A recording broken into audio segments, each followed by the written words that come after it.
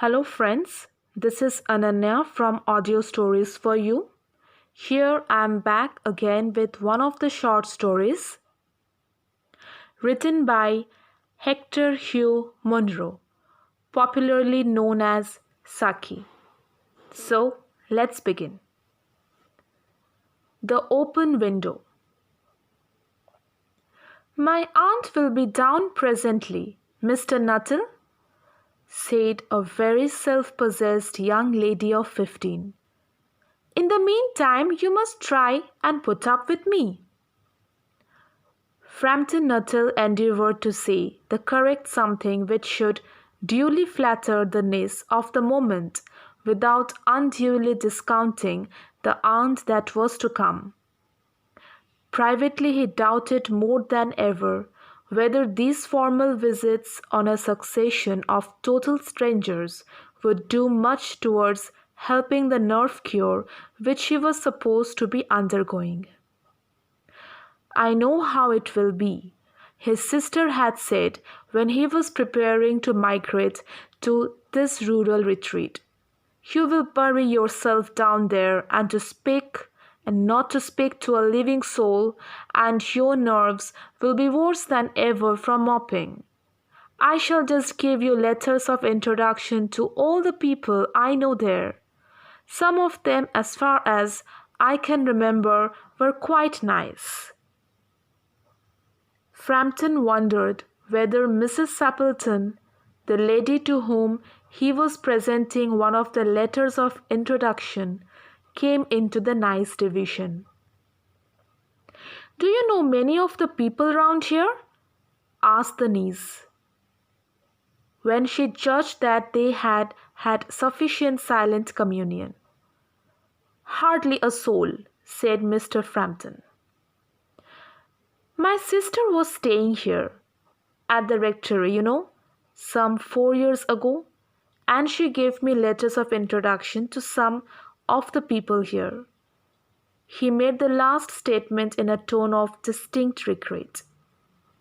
Then you know practically nothing about my aunt, pursued the self-possessed young lady.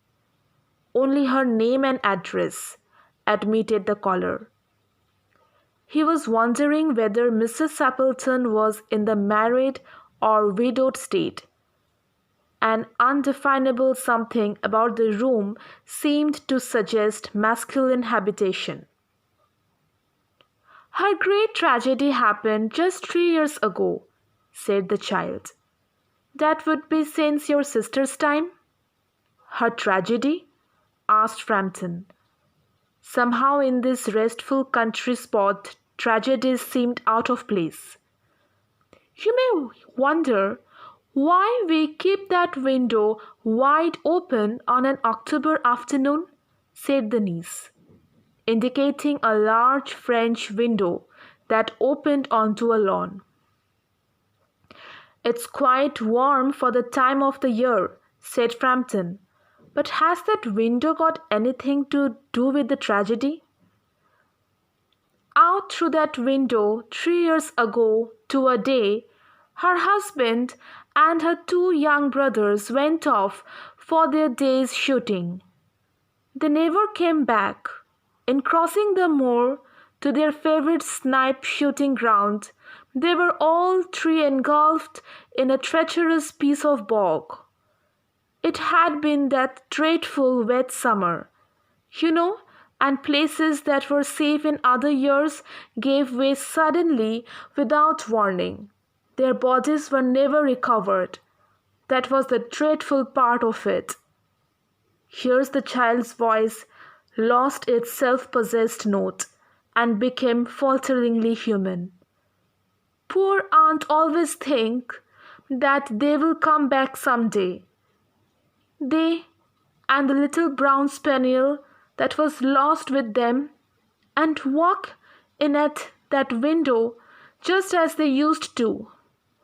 That is why the window is kept open every evening till it is quite dusk. Poor dear aunt!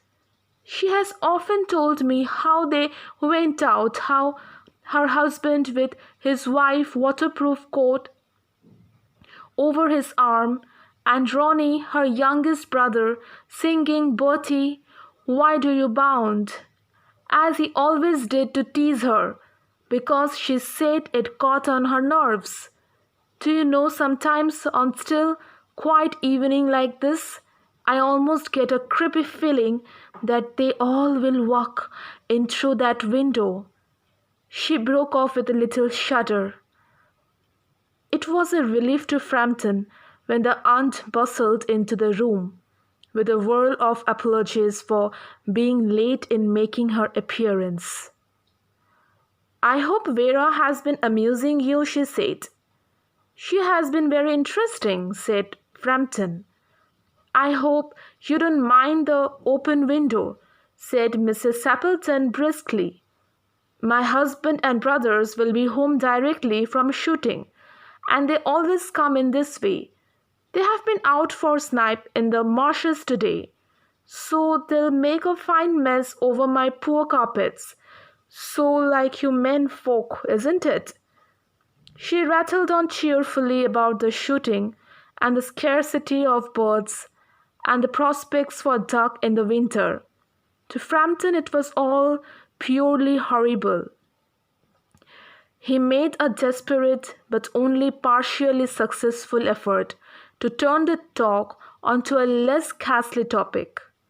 He was conscious that his hostess was giving him only a fragment of her attention, and her eyes were constantly straying past him to the open window and the lawn beyond. It was certainly an unfortunate coincidence that he should have paid his visit on this tragic anniversary. The doctors agree in ordering me complete rest, an absence of mental excitement, and avoidance of anything in the nature of violent physical exercise, announced Framton, who labored under the tolerably widespread delusion that total strangers and chance acquaintances are hungry for the least detail of one's ailments and infirmities, their cause and cure.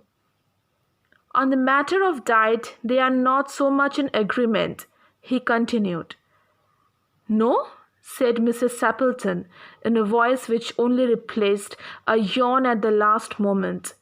Then she suddenly brightened into alert attention, but not to what Framton was saying. Here they are at last, she cried. Just in time for tea, and don't they look as if they were muddy up to the eyes? Framton shivered slightly and turned towards the niece with a look intended to convey sympathetic comprehension. The child was staring out through the open window with dazed horror in her eyes. In a chill shock of nameless fear, Framton swung round in his seat and looked in the same direction.